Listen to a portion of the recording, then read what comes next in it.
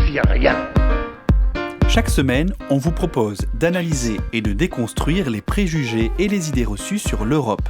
Avec la participation, comme chaque semaine, de Tania Rachaud. Bonjour Tania. Bonjour Vincent, bonjour à tous. Cette émission est réalisée par Lucien Auriol et sa coordination est de Camille Bloomberg. Cette émission est préparée avec l'aide d'Eban Valéis et Flavie César. Vous pouvez retrouver cet épisode et tous les autres sur le site internet des Surligneurs, celui d'Amicus et les plateformes de podcast. C'est pas que les frontières d'ailleurs, l'immigration, le lien avec l'Europe. Savez-vous qu'il y a une directive européenne de 2003 qui oblige au regroupement familial? Parce que n'importe quel étranger à qui vous refuserez le regroupement familial, de faire venir sa femme ou ses femmes et ses 15 enfants, vous expliquera qu'il va aller saisir le juge français parce que le droit européen lui donne raison. Parce qu'en France, le regroupement familial est un droit constitutionnel garanti par la Convention européenne des droits de l'homme. L'Europe. Vous venez d'écouter dans l'ordre Florian Philippot du Parti des Patriotes sur TV Liberté le 26 octobre 2019, suivi de la journaliste Géraldine Vosner dans Le Vrai du Faux sur Europe 1 le 24 août 2016. Alors Vincent, quelle est l'idée reçue aujourd'hui ? L'idée reçue, Tania, aujourd'hui et qu'on va explorer, c'est l'idée selon laquelle l'Europe nous imposerait le regroupement familial. Mais d'où nous vient cette légende européenne ? Alors on va pas se mentir, Tania, elle vient de la droite de l'échiquier politique. Je m'en doutais, oui. Et comment elle s'est répandue ? Eh bien, assez récemment en réalité, surtout à partir des années 2000. Et à partir des années 2000, elle a plu cette idée parce que... Eh bien parce que en fait, c'est à la fois un mélange de racisme et de souverainisme. L'idée selon laquelle l'Europe serait ouverte aux quatre vents de l'immigration, tenait d'ailleurs le sujet d'un ancien épisode, et qui nous empêcherait donc du coup de protéger nos frontières, est une idée assez ancrée dans le débat public. Et alors, une idée vraie ou fausse ? Eh bien c'est vrai et c'est faux. C'est vrai que l'Europe a adopté des règles pour protéger le droit au regroupement familial, mais elle n'est pas la seule et elle n'était certainement pas la première à le faire. Et c'est ce qu'on va voir. Mais avant, l'édito d'Objection Votre Europe. Crise sanitaire oblige, les frontières se sont fermées les unes après les autres dans le monde entier. Une campagne baptisée « Love is not tourism », l'amour ce n'est pas du tourisme, a été lancée sur les réseaux sociaux pour appeler les gouvernements du monde entier à permettre aux couples, même non mariés, tenus à distance par les interdictions de voyage, de se retrouver. Selon ce mouvement, seuls 8 pays européens, dont le Danemark et les Pays-Bas, autoriseraient la réunion de ces couples. Voilà donc une bonne occasion de voir, sur la carte du monde, quelle est la conception du couple dans chaque pays.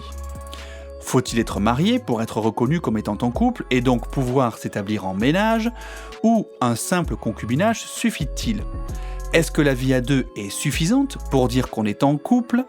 Et puis, dans tous les cas, comment prouver qu'on est en couple ? On partage la facture Netflix ? Est-ce qu'on partage d'ailleurs même notre lit ? Et puis, vivre en ménage avec quelqu'un, est-ce nécessaire pour être en couple ? Question insurmontable, vous en conviendrez, du moins si on est un petit peu ouvert d'esprit. Et un début de réponse en regardant la carte des pays qui autorisent les couples à se retrouver malgré la crise sanitaire.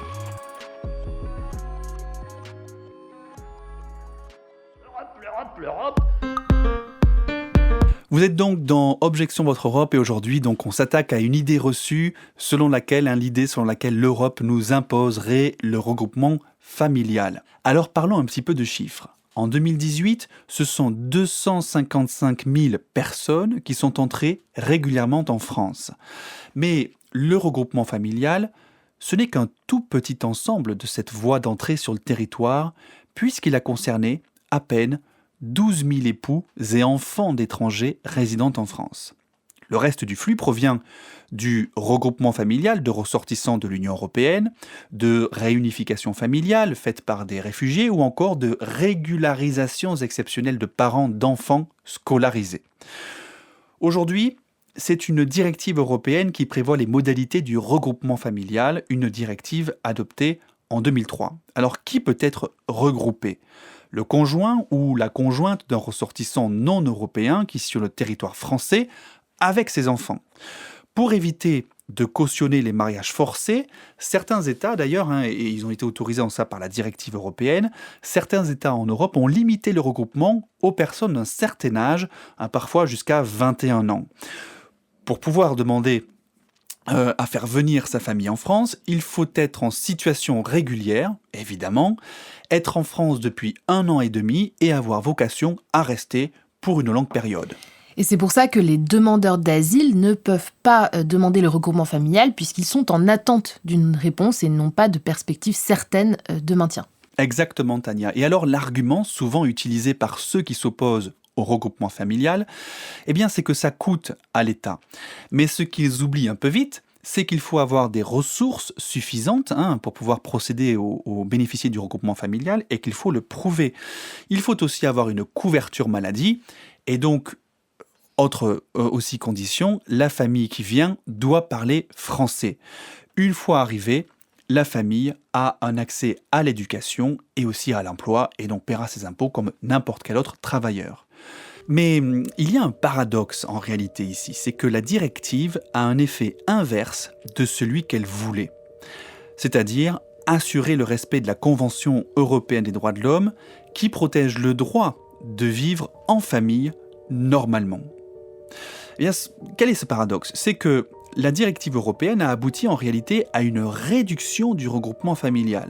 Au début des années 2000, il représentait à peu près 50% de l'immigration légale, alors qu'en 2011, il n'en représente plus qu'un tiers. Du coup, la Commission européenne a voulu rectifier le tir et essayer de clarifier en 2014 les cas où le regroupement familial est possible et ceux où ce n'est pas possible, afin de faire en sorte que tous ceux qui y ont droit puissent utiliser ce droit. Et pour cette clarification, elle a fait une communication en 2014 en donnant tout un tas de cas pratiques, d'exemples pour bien comprendre qui peut bénéficier ou non d'une demande d'asile. Et donc elle met en scène, par exemple, des personnes avec des durées de titres de séjour différentes, mais aussi avec des tailles d'appartements différents, parce que c'est également un critère qui est pris en compte pour accepter ou non une demande. Exactement, et donc on voit bien, Tania, que de ce point de vue, eh bien, l'Union européenne et la Convention européenne des droits de l'homme jouent activement en faveur du regroupement familial. Dire que l'Europe nous impose le regroupement familial ne serait donc pas une idée reçue, a priori. En tout cas, c'est un droit qui est régulièrement contesté, surtout à droite de l'échiquier politique. Nicolas Sarkozy voulait organiser un référendum pour demander aux Français s'ils voulaient suspendre le droit au regroupement familial. Auparavant, Jacques Chirac avait voulu instaurer un moratoire sur cette immigration non choisie. On l'écoute en 1991 alors qu'il est maire de Paris. Si vous ajoutez à cela le bruit et l'odeur, eh bien, le travailleur français sur le palier devient fou. Nous n'avons plus les moyens d'honorer le regroupement familial.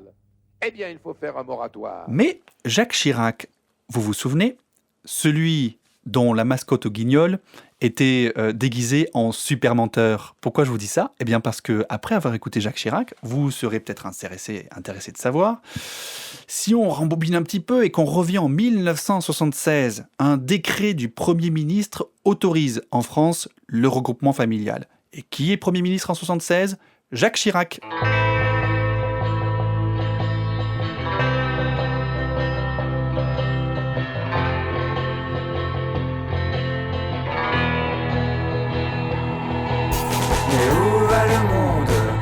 Des fois je me demande si les filles et les garçons sont si cruels ou sont mes vrais amis. Pourquoi je me méfie? Qu'a-t-on pu bien faire de tous ces sacrifices? Oui, personne n'est fidèle, mais pourtant la vie doit rester toujours belle. Et peu importe si l'homme reste si cruel avec ce qu'il est, il faut sans doute pardonner, mettre son ego de côté. Pourquoi tout le monde se ment et se trompe jusqu'à se traîner dans la misère la plus totale? Donner ma confiance et mon cœur, pourquoi ça me fait si peur? Est-ce bien normal? Non, ce n'est pas normal. Je ne veux plus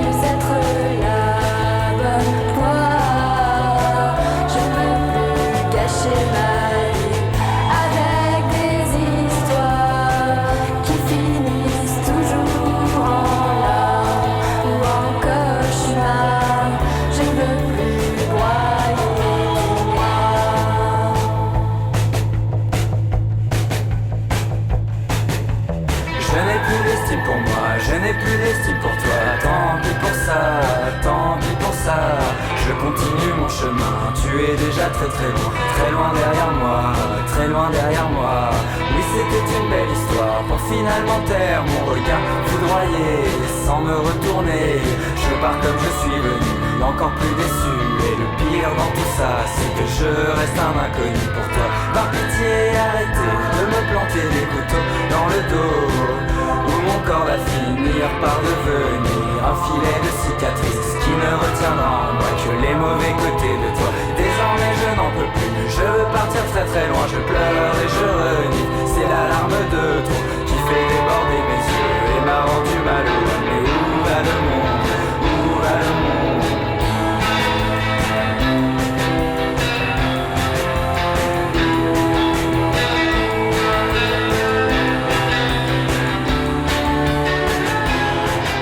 Vous êtes bien dans Objection Votre Europe et vous écoutez le groupe La Femme, Où va le monde ?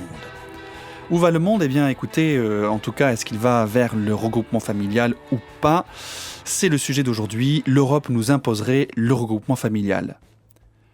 Donc, on a vu que ce regroupement familial, il est aujourd'hui prévu par une directive européenne qui elle-même met en œuvre la Convention européenne des droits de l'homme, un texte signé et ratifié par la France en 1974.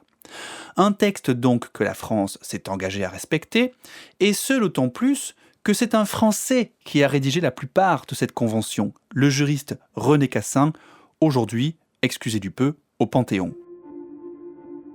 Les critiques qui disent que le regroupement familial est imposé par les règles européennes auraient donc raison si on oublie que ces règles européennes ont en fait été rédigées et acceptées par la France.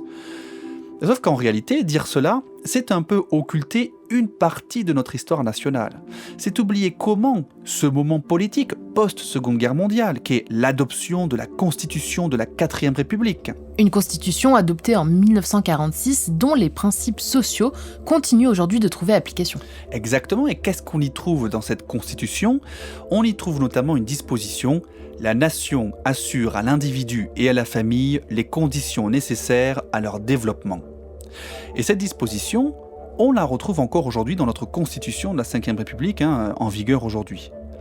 Le 8 décembre 1978, alors que le gouvernement dirigé par Raymond Barre suspend le décret Chirac légalisant le regroupement familial, le Conseil d'État rend une décision historique dans laquelle il consacre le droit au regroupement familial en faisant un droit fondamental. Du coup, Raymond Barre doit le rétablir, ce décret, et on ne peut donc pas y porter atteinte. Et le plus intéressant, c'est de voir pour quelles raisons le Conseil d'État a pris cette décision. Pourquoi est-ce qu'il a érigé au rang de droit fondamental le droit au regroupement familial ? Et quand on lit l'arrêt, on se rend compte que ce qui fonde ce droit, ce n'est pas la Convention européenne des droits de l'homme, que la France vient tout juste de ratifier, et que le Conseil d'État d'ailleurs n'applique pas encore. C'est quoi ? C'est la Constitution française. Il s'appuie sur la disposition que j'évoquais tout à l'heure: la nation assure à l'individu et à la famille les conditions nécessaires à leur développement, et c'est donc dans le droit français, qui plus est une constitution adoptée par référendum, qu'on trouve cette obligation de protéger la vie familiale. Plus tard, le Conseil constitutionnel s'y est lui aussi mis, en citant là encore la Constitution française qui fait que les étrangers ont le droit de faire venir auprès d'eux leurs conjoints et leurs enfants mineurs. Mais attention, cela ne veut pas dire qu'il faille accepter tout le monde. Le Conseil constitutionnel dit bien qu'il reste possible de contrôler l'immigration, par exemple en imposant des conditions au regroupement familial. Qu'on se comprenne donc bien, le regroupement familial a d'abord été protégé en France par les lois et la Constitution française, et ça n'est qu'après que la Cour européenne des droits de l'homme a commencé, elle aussi, à en assurer le respect. Et ensuite, l'Union européenne a adopté sa directive en 2003 sur le regroupement familial, obligeant donc tous les États à respecter des règles à peu près uniformes. Alors certes, aujourd'hui, il s'agit d'un droit protégé au niveau européen, et la France ne peut pas s'en écarter. Mais en réalité, même sans les règles européennes, si la France voulait suspendre le regroupement familial, il faudrait changer de constitution. Mais en attendant de changer de constitution, Tania, je crois que c'est l'heure de retrouver votre chronique et les droits de l'homme, bordel. Et aujourd'hui, vous nous parlez de la citoyenneté européenne qui provoque la reconnaissance du mariage homosexuel. Personne ne peut raisonnablement et sérieusement dire que la France est le pays des droits de l'homme. Le regroupement familial au sens large, il y en a de toutes sortes. Couples, enfants, voire les parents qui sont à la charge des enfants, et l'Union européenne n'y est pas toujours pour quelque chose. Mais quand l'Union européenne permet à un couple homosexuel de vivre comme n'importe quelle famille dans un pays qui s'oppose au mariage gay, il faut aussi le souligner. L'interdiction du mariage pour tous ne sera pas inscrite dans la Constitution faute de participation suffisante. Seuls 20% des électeurs se sont mobilisés. Il en fallait 30 au moins pour valider le référendum. La prochaine étape, et l'État est tenu de le faire, est de légaliser d'urgence l'union civile. L'État roumain doit nous donner l'union civile. Alors, il faut d'abord planter le décor. La Roumanie, un État membre de l'Union européenne, interdit le mariage homosexuel. Le pays l'interdit par des lois, et l'extrait que nous venons d'entendre illustrait l'objectif de monter d'un cran et d'interdire ce mariage homosexuel par la Constitution, justement à cause de l'affaire Coman. Alors je vous rassure, il y a eu un rejet de cette proposition. Adrian Coman, pour être plus précis, travaille dans les institutions européennes à Bruxelles et il épouse donc en Belgique Claybourne Hamilton qui est un Américain. Tout se passe bien pour eux à Bruxelles, mais ils souhaitent partir vivre à Bucarest et donc demandent, avant de s'y rendre, la reconnaissance de leur mariage. Car Claybourne, en tant qu'Américain, n'a pas d'autre titre de séjour que celui qui est lié à son conjoint. Donc si le mariage n'est pas reconnu, eh bien, il ne peut pas séjourner en Roumanie. Dans les grandes lignes, parce qu'il y a des subtilités juridiques, le droit de l'Union est venu à la rescousse de ce couple et impose au moins à la Roumanie de reconnaître les droits de ce couple au même titre que d'autres couples hétérosexuels. Alors, même s'il n'est toujours pas possible de se marier en Roumanie quand on est homosexuel, le pays doit tout de même accorder des droits à un couple marié à cause du droit de l'Union européenne. Et il faut d'ailleurs rappeler que la Charte des droits fondamentaux de l'Union européenne avait été plus avant-gardiste que d'autres textes de protection des droits de l'homme, parce que cette charte reconnaissait le droit de se marier sans précision de sexe. L'absence de précision n'oblige pas les pays comme la Roumanie à reconnaître le mariage homosexuel, mais cela démontre tout de même la tendance actuelle vers la reconnaissance plus large d'un droit au mariage pour tous. Et d'ailleurs, qu'en est-il aujourd'hui ? Je ne sais pas quel âge ont nos auditeurs, mais si vous avez plus de 20 ans, vous avez donc vécu dans une époque où le mariage homosexuel n'était autorisé nulle part. Ça me sidère que ce soit si récent, mais c'est vrai qu'en France, l'option du mariage homosexuel n'existe que depuis 2013. Pour les bonnes nouvelles, enfin tout est relatif, le Costa Rica a reconnu le mariage homosexuel en mai 2020. C'est le premier pays d'Amérique centrale à avoir fait cette démarche, et d'ailleurs c'est pour ça que c'est relatif. Du côté des mauvaises nouvelles, en revanche, l'homosexualité tout court est encore réprimée dans certains endroits du monde, réprimée voire peut mener à la peine de mort, comme au sultanat de Brunei, en Iran et au Soudan, ou encore à de la prison, au Nigeria ou en Tunisie par exemple. En juillet 2020, à Constantine, en Algérie, 44 personnes ont été arrêtées d'un coup pour avoir célébré un mariage homosexuel et 2 d'entre elles ont été condamnées à 3 ans de prison ferme pour cette action. Finalement, il serait bien que l'Union européenne adopte une position ferme à ce sujet pour affirmer son choix sur la scène internationale, mais malheureusement, cela ne relève pas de sa compétence. Merci Tania pour cette chronique engagée sur en faveur du mariage homosexuel. Merci en tout cas à tous de nous avoir écoutés. Objection Votre Europe, c'est terminé pour aujourd'hui. Rendez-vous au prochain épisode sur les ondes de radio, sur le site d'Amicus Radio et aussi le site des Surligneurs. Toutes les références et les extraits sonores sont à retrouver sur la page de l'émission sur le site d'Amicus Radio.